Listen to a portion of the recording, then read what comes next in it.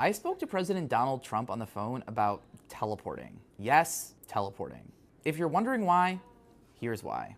We had a teleport incident, two of them.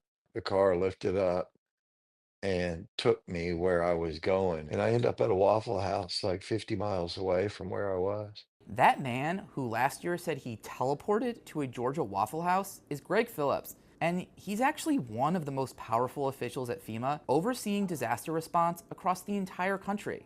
When I told President Trump what Phillips said, he asked me some obvious questions like, what does teleport mean? And was he kidding? Phillips was not.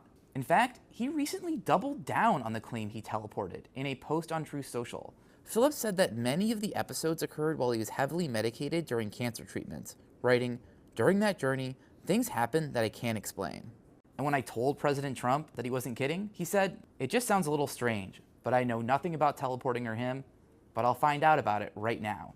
After our call, we followed up with FEMA and the Department of Homeland Security, but we didn't hear back. We also reached out to Phillips, who didn't respond to a request for comment. Phillips, in fact, has a history of making supernatural claims. Like, last year he claimed a spirit lifted his car off the road to save him from an oncoming truck. The girl that had died came into the car with me. She lifted me and the car up and out of the way from a truck that had slid across the road. And that's just one of a number of claims that we found, like claiming that Satan spoke to him on a hike in Spain. Satan lied to me. He convinced me to pour out my water bottle. He almost got his demonic wish and watched me die. Inside FEMA, the reaction has been swift. After CNN first reported on his teleportation claims, the White House contacted DHS and urged officials to either remove Phillips or keep him out of public view, according to a White House official. And within days, Phillips was pulled from a Capitol Hill hearing and has since been sidelined from parts of FEMA's day-to-day operations, multiple sources told CNN.